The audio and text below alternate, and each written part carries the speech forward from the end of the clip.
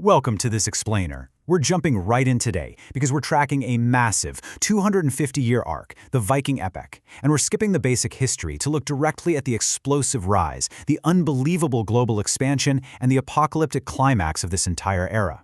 We're going from unprovoked lightning raids across the freezing Atlantic, all the way to a final, bloody showdown on an English bridge. Okay, let's dive into this, because the Viking Age definitely doesn't kick off with some quiet treaty. No, it begins with an omen. Actually, it begins with absolute terror. Back in 793 AD, the Anglo-Saxon Chronicle recorded that the people of Northumbria were completely panicked by immense flashes of lightning, great famines, and literal fiery dragons flying in the air. These supernatural portents were seen as this incredibly dark warning of what was about to arrive on their shores. So, to map this all out, we're really focusing on three defining pillars today. The inciting shock of Lindisfarne in 793, the daring Vinland voyages around the year 1000, and that dramatic climax at the Battle of Stamford Bridge in 1066. Our story officially ignites on June 8, 793 AD, right on the holy island of Lindisfarne, just off the northeastern coast of England. Picture this, it's early summer, the weather is clear, and out of nowhere, shallow-draft Viking longships just beach themselves directly on the shore. Roughly 100 warriors pour out and launch a total surprise attack. And they didn't just hit some random fishing village. They strategically targeted a wealthy coastal monastery, the sanctuary of St. Cuthbert. The resident monks were totally unprepared for this kind of terrifying berserker-style assault coming right out of the sea. You have to understand, this wasn't just a military defeat. It was a profound theological trauma.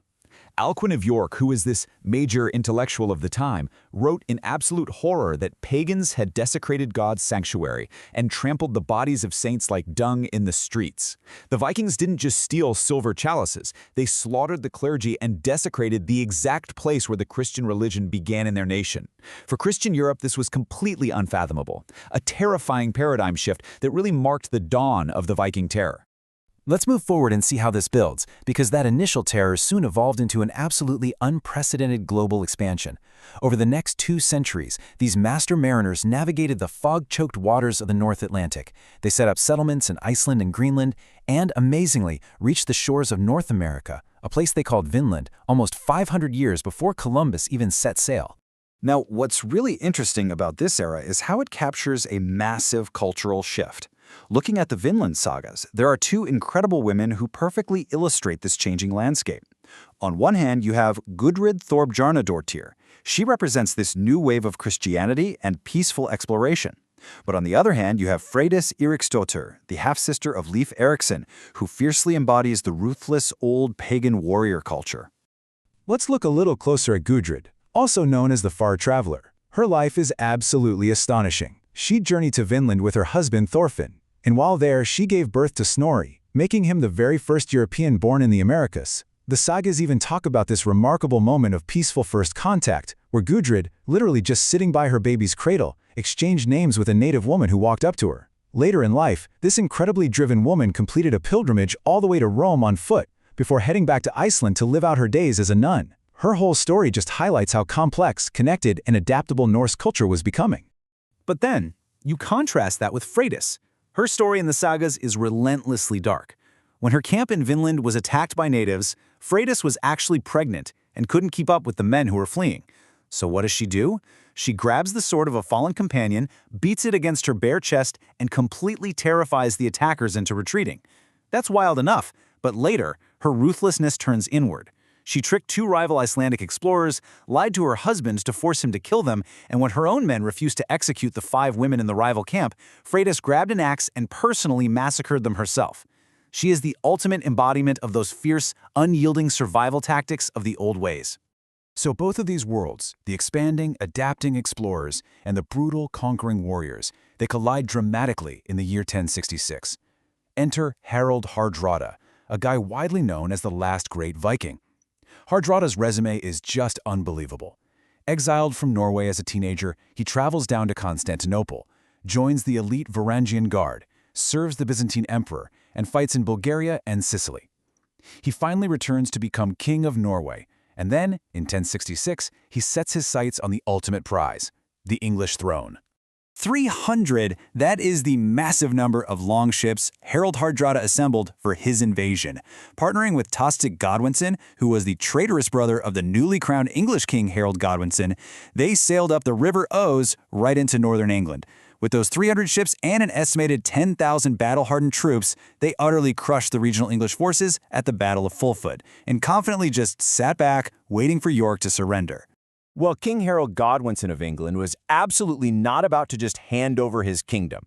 He was actually anticipating an invasion from the Normans down south, but when he heard of the Viking landing, he pulled off a literal logistical miracle. He marched his entire English army a staggering 185 miles from London to Yorkshire in just 4 days. By the morning of September 25th, the Vikings were just lounging around near the River Derwent at Stamford Bridge, casually waiting to collect hostages. It was a really hot day, and since they expected absolutely zero resistance, they had left a third of their men and almost all of their heavy chainmail armor way back at the ships. The English army caught them completely flat-footed.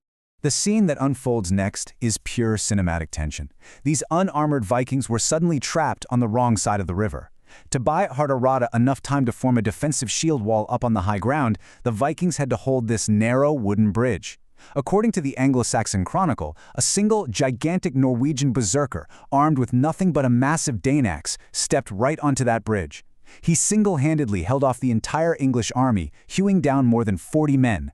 The English literally couldn't get past him until a cunning soldier floated under the bridge in a wooden barrel and thrust his spear up through the floor planks, mortally wounding the giant from below. Insane, right? With the bridge finally taken, the English army just poured across. But before the final clash, the English king rode out to the Norse shield wall. He offered to give his traitorous brother Tostig his earldom back if he'd just surrender. Tostig asked what land would be given to Harald Hardrada for his trouble, and King Godwinson delivered this stone-cold reply. He said, 7 feet of English ground, or as much more as he needs, as he is taller than most men. Basically, a grave. The parley was over. The battle began. The unarmored Vikings fought ferociously, but honestly, they were at a massive disadvantage without their chainmail. The climax of the battle saw Harald Hardrada himself step right out of the shield wall. Without his famous mail shirt, which he affectionately called Emma, Hardrada went into a full state of berserker gang. Just a furious battle frenzy, fighting aggressively with both hands on his sword. But in the sheer chaos of it all, the last great Viking was fatally struck in the windpipe by an English arrow. Tostig was killed shortly after. But even with their king dead, the fighting wasn't quite over.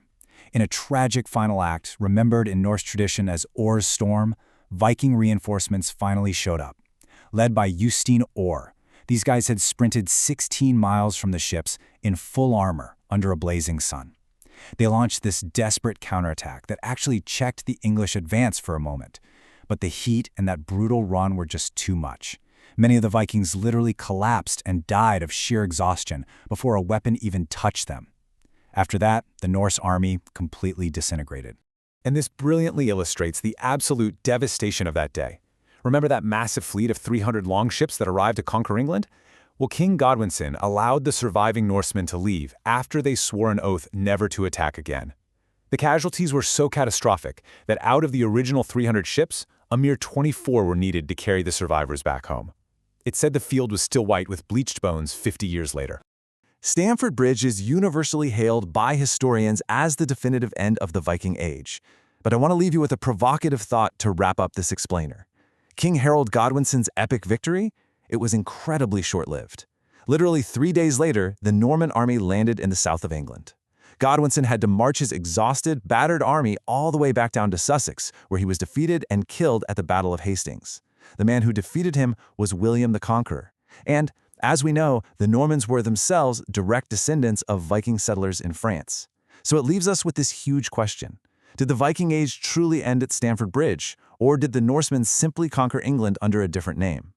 Thank you so much for exploring this history with me today. Keep asking those big questions, and I'll catch you in the next explainer.